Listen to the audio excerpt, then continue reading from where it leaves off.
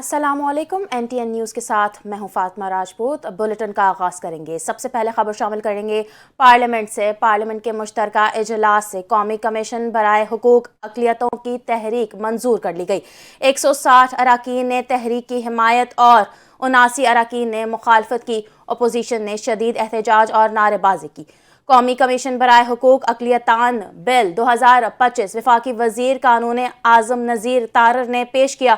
ये बिल सदर ममलिकत की जानिब से बहस के लिए वापस भेजा गया था। पीपल्स पार्टी ने तहरीक की हिमायत की, जबकि पीपल्स पार्टी के कादिर पटेल ने मुखालफत कर दी और ऐवान से चले गए। सेनेटर अब्दुल कादिर और एमल वली खान ने भी बिल की मुखालफत की। अपोजिशन की शदीद नारेबाजी के बायस स्पीकर और वजीर कानून ने हेडफोन लगा लिए। दूसरी जानिब कराची में नीपा चौरंगी पर वालिदैन का इकलौता बेटा उनकी आंखों के सामने अलपनाक मौत का शिकार हुआ, लेकिन कोई जिम्मेदारी लेने को तैयार नहीं। बल्दियाती इदारों के दरमियान हुदूद की जंग छिड़ी हुई है।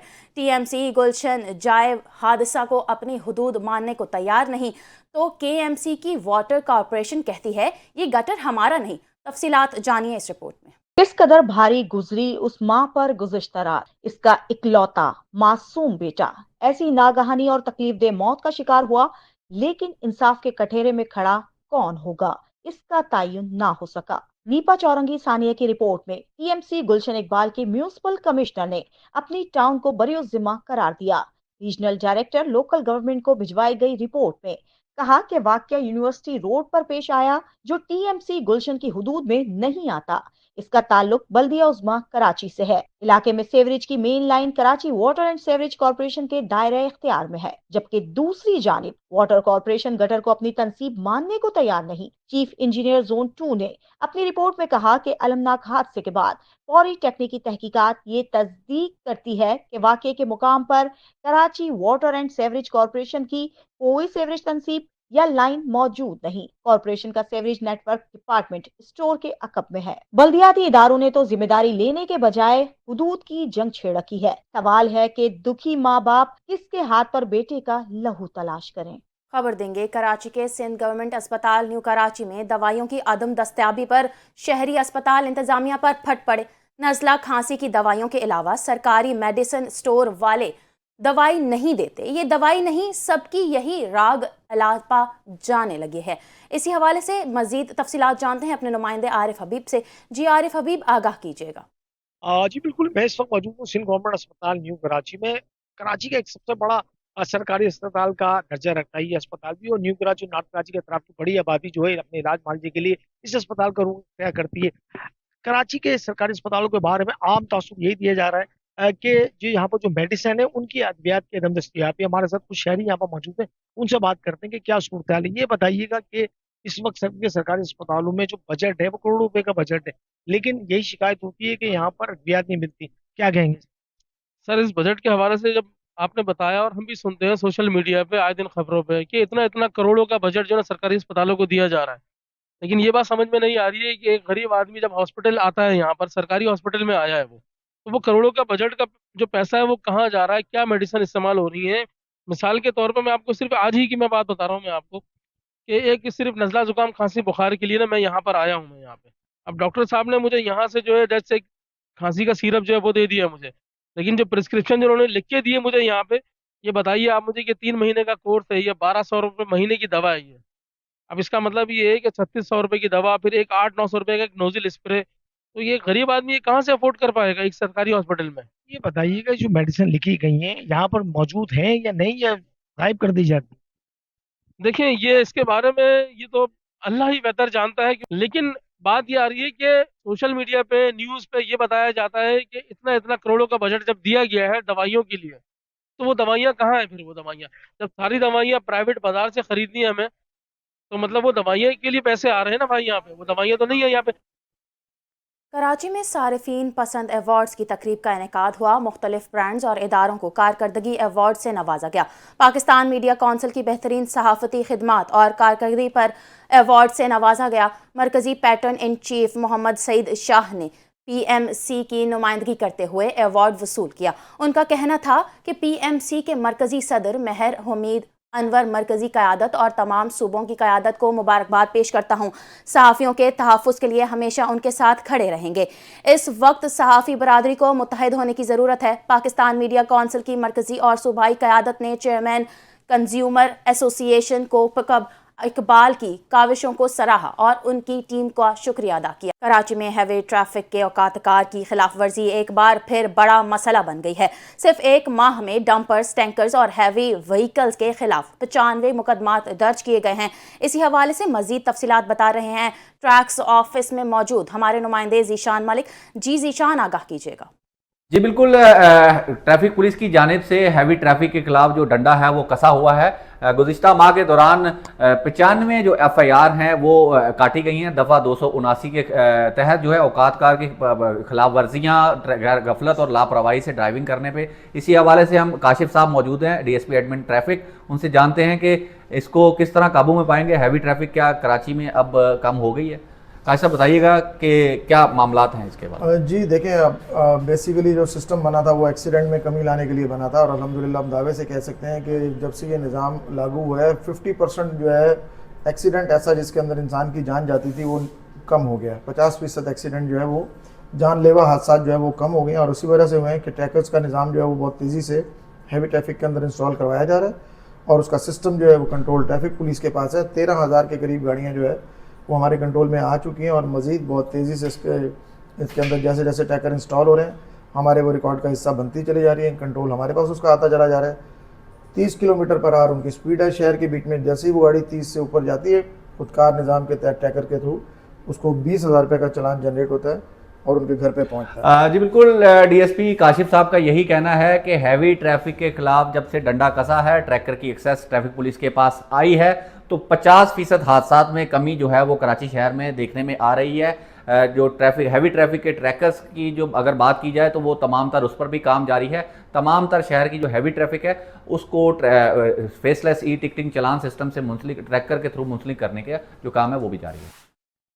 अब आपको बताएंगे opposition leader Sindh assembly Ali Khurshidi कहते हैं कराची और सिंध की आवाम को हमने मास्टर प्लान दिया। ऐसा नोटिफिकेशन जिसको सिंध हुकूमत इंडोर्स कर चुकी है, इस पर ताहाल कोई पेश रफ्त नहीं हुई। एक प्लान जो पहले ही मंजूर हो चुका है उसको नज़रअंदाज क्यों किया जा रहा है? सिंध हाई कोर्ट में गुफ्तगू करते हुए MQM के रहनुमा अली खुर्शीदी का कहना था कि मास्टर प्लान पर अमल दरामद ना करना नीयत का फितूर है। सिंध हुकूमत की तरजीहात कुछ और हैं। मास्टर प्लान पर अमल दरामद ना होना शहरियों को हुकूक से दूर रखना है। हम कराची का मुकदमा लड़ रहे हैं और लड़ते रहेंगे। बदकिस्मती से अददी अक्सरियत के साथ जो लोग बैठे हैं उनको शहर की फिक्र नहीं।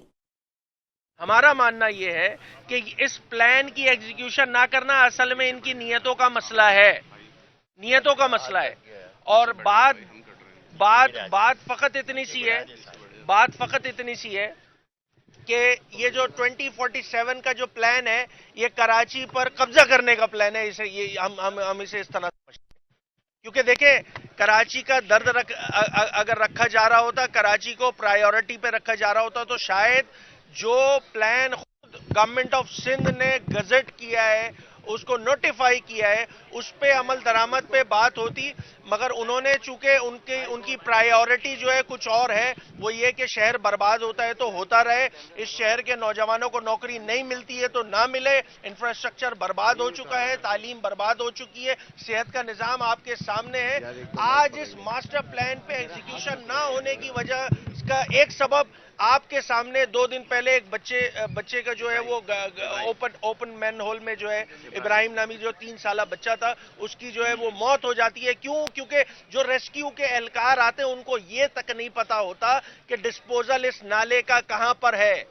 ये है वो अफसोसनाक अमर। ये कोई आखिरी सानिया नहीं हुआ है, खुदा ना खास्ता ये आगे भी होंगे। ये मैंने बात 2023 में कही थी कि खुदारा होश के नाखुन लें। इस मास्टर प्लान पर इंप्लीमेंटेशन करने की जिम्मेदारी गवर्नमेंट ऑफ सिंध की बनती है और गवर्नमेंट ऑफ सिंध ये अपनी जिम्मेदारी पूरी करने में बुरी तरह जो है वो नाकाम हो चुकी है। उनकी तरजीहात में कुछ और है। बात करेंगे कराची में नीपा के करीब खुले मैन होल में गिरकर 3 साला इब्राहिम की हलाकत का मामला। अहले खाना इंसाफ के लिए अदालत पहुंच गए। डिस्ट्रिक्ट एंड सेशन जज शर्की में एडवोकेट अब्दुल अहद ने सानहे का मुकदमा मेयर कराची और टाउन चेयरमैन गुलशन इकबाल पर दर्ज करने की दरखास्त दायर कर दी है। इसी हवाले से मजीद अहवाल जानेंगे अपने नुमाइंदे जीशान मलिक से। जी जीशान, बताइएगा। जी बिल्कुल, गुज़िश्ता रोज नीपा हादसे में जाँ बाक होने वाले 3 साला इब्राहिम का जो वो जाँ बाक हुआ था, अफसोसनाक हादसा ये पेश आया था। ताहम लवाहिकीन जो है वो इंसाफ के लिए उन्होंने अदालत का दरवाज़ा जो है वो खटखटा दिया है। लवाहिकीन की जानिब से डिस्ट्रिक्ट एंड सेशन जज शर्की की अदालत में एक दरख्वास्त जो है वो जमा करा दी गई है, जिसमें mayor Karachi, deputy mayor Karachi और टाउन चेयरमैन गुलशन इकबाल के खिलाफ कत्ले खता का मुकदमा दर्ज करने की दरख्वास्त जो है वो जमा करवाई गई है। लवाहिकीन की जानिब से मुतासरा बच्चे के अहलखाना ने बल्दियाती और ज़िलाई इंतजामिया के खिलाफ गफलत का जो है इल्ज़ाम वो आयद किया है। नामजद मुल्ज़मान जो है वो अपनी जिम्मेदारी में अदा करने में नाकाम रहे हैं। इंफ्रास्ट्रक्चर की मुनासिब देखभाल ना होने की वजह से 3 साला बच्चा जो है वो जान से चला गया है। रेस्क्यू एहलकार जो है वो बर वक्त मौका पर नहीं पहुंच पाए हैं। अहलखाना को बच्चे की तलाश के लिए 15,000 रुपए खर्च करके निजी मशीनरी जो है वो बच्चे की तलाश के लिए बुलवानी पड़ी थी। ऐसा दरख्वास्त में मौक़िफ़ अपनाया गया है। नाअहल और करप्ट हुकूमत का खमियाजा जो है वो शहरियों को भुगतना पड़ रहा है। दरख्वास्त में यह भी मौक़िफ़ अपनाया गया है। ताहम जो अदालत की जानिब से फ्रीकैन को नोटिस जारी करते हुए समाअत आइंदा समाअत मुलतवी कर दी है। जी बहुत शुक्रिया जीशान मलिक, हमें अपडेट कर रहे थे। शहर कायद में ठंडी हवाओं का राज है। दर्जे हरारत में नुमाया कमी का इम्कान। महकमा मौसमियात के मुताबिक 3 रोज़ के दौरान शहर में मामूल से तेज़ हवाएं चल सकती हैं। कराची का फ़ज़ाई मयार भी खासा ख़राब देखने में आ रहा है। मौसम का मज़ीद अहवाल जानते हैं अपने नुमाइंदे साकिब खानज़ादा से। जी साकिब, आगाह कीजिएगा। जी हाँ, बिल्कुल। जैसे जैसे सर्दियाँ अपने पीक पे जाते जा रही हैं, वैसे वैसे शहर कायद के मौसम में भी करवट ली जा रही है। आज सुबह का आगाज़ होते ही शहर कायद में बादल और सूरज की आंख मचोली का सिलसिला जारी है। रात गए से शहर कायद में शुमाल मशरक़ की तरफ से गर्द आलूद हवाएं चलने का सिलसिला जारी है, जिसके सबब शहर का फ़िज़ाई मेयर खासा ख़राब देखने में आ रहा है। इस वक्त हम बात करें तो इस वक्त शहर कायद का मौजूदा air quality index 171 particular metre record किया जा रहा है, जो कि माहिरीन के मुताबिक इंतहाई मुज़र सेहत करार दिया गया है। अगर हम बात करें आलूदा तरीन शहरों की, तो इस वक्त लाहौर पहले और कराची का 15 नंबर बताया जा रहा है। इसके अलावा महकमा मौसमियात ने यह भी बताया है कि इस वक्त जो शहर का जो दर्जा हरारत है वो 24 डिग्री रिकॉर्ड किया जा रहा है। इस वक्त हवा में नमी का तनासुब 22% रिकॉर्ड किया जा रहा है। 5 किलोमीटर फी घंटा की रफ्तार से हवाएं भी चल रही हैं। ये गर्द आलूद हवाएं हैं, जिसकी फिजा में जो मुज़र सेहत ज़रात की मिकदार ज़्यादा होने के सबब माहिरीन ने इंतबाह जारी किया है कि बच्चे, बुजुर्ग, सांस और दिल के मरीज खास तौर पर एहतियात करें, गैर जरूरी तौर पर घर से बाहर ना निकलें, निकलने की सूरत में एंटी स्मोक मास्क और मास्क का इस्तेमाल करें। इसके अलावा तिब्बी माहिरीन ने यह भी इंतबाह जारी किया है कि जो बुजुर्ग और उम्र रसीदा शहरी हैं वो शाम के औकात में सब्ज़ चाय का इस्तेमाल करें, जिसमें दालचीनी की मिकदार ज़्यादा हो। इसके अलावा महकमा मौसमियात का ये भी कहना है कि आज दिन भर शहर कायद का जो मौसम है वो तेज़ धूप के साथ शाम के औकात में हल्की खुनकी और ठंडी हवाएं चलने का भी रिकॉर्ड किया जा सकता है। जी। अब आपको बताएंगे गुज़िश्ता रोज़ होने वाले नीपा हादसे पर रुकने सिंध असम्बली हीर सोह का कहना है कि गटर के ढक्कन की वजह से मासूम बच्चों की जान का जाना अफसोसनाक है, मगर इंतज़ामिया की जानिब से मुसलसल गटर ढक्कन लगाए जाते हैं और उन्हें नशई अफराद चुरा लेते हैं। हुकूमत कार्रवाई कर रही है, जल्द मुस्तकिल हल निकाला जाएगा। मज़ीद जानते हैं तहा मलिक से। जी बिल्कुल, देखिए शहर में जो है गुज़िश्ता रोज़ एक अफसोसनाक वाक़या पेश आया था, जिसमें नीपा चौरंगी के करीब जो है एक कमसन बच्चा गटर में गिरकर जहाँ हो गया और उसकी जो वालदा की चीखें हैं उसने पूरे शहर को जो है जोड़ कर रख दिया। इस वक्त हमारे साथ MP मौजूद हैं, हीर सोह साहिबा। मैडम, मुझे बताइएगा कि पीपल्स पार्टी की जानिब से भी जो है वो इस पर जो है वो हमने देखा कि मौक़िफ़ सामने आया है, सिंध हुकूमत भी इस पर काम करती हुई नजर आती है, लेकिन शहर में जो गटर के ढक्कन लगाए जाते हैं ये गायब कहाँ हो जाते हैं? इसका क्या, इस पर कोई बात नहीं कर रहा कि गटर के ढक्कन मुसलसल लग रहे हैं। हमने देखा हुकूमती अरकान लगाते भी हैं, हुकूमती मशीनरी इस पर लगती भी है, लेकिन मुसलसल ये कहीं गायब भी हो जाते हैं, तो इसकी क्या वजह है? कोई देखिए, एक तो अफसोसनाक वाक़या हुआ और एक माँ के साथ इज़हार हमदर्दी है कि इस तरह वाक़यात नहीं होने चाहिए, ये गवर्नमेंट की जिम्मेदारी है। उसके साथ साथ यकीनन की जिम्मेदारी UC की है, टाउन की है, के DMC की, KMC की, कि वो गवर्नमेंट बजट देती है तो वो कम से कम छोटी छोटी चीज़ें जैसे ढक्कन है, इस तरह की चीज़ों को बेहतर करें। बिल्कुल ढक्कन लगते हैं, पहले भी एक्शन मेयर ने लिया कि भाई जो ढक्कन चोरी करेगा FR कटेंगे बहुत, क्योंकि पहले भी ये इशू बहुत ज़्यादा उठा था जिसमें मेयर साहब ने एक्शन वगैरह लिए थे। फिर कहीं ना कहीं पे जो है जो है ना पोजीशन तरफ जाते हैं, नहीं ऐसा नहीं होना चाहिए, वैसा होना चाहिए, लेकिन इशू है, उसको सॉर्ट आउट करना चाहिए। लेकिन ये अब क्या कहेंगे, मुआशरे का क्या कहें, जुल्म की इंतहा के ढक्कन भी नहीं रहते। ढक्कन में जो वो कोई ना कहीं पे आंखों में गया था, या कोई हीरोइन ही होगा, कुछ होगा जो कर रहा है, जो चीज़ें कर रहा है ना।